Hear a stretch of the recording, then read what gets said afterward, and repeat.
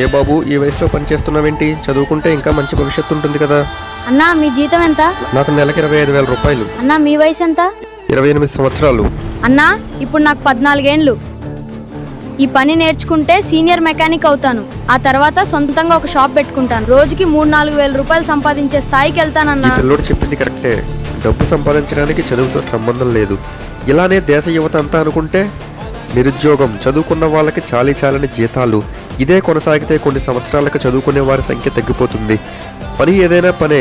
పనిలో చెడ్డ పని మంచి పని అని ఉంటుంది తప్ప చిన్న పని పెద్ద పని అని ఉండదు.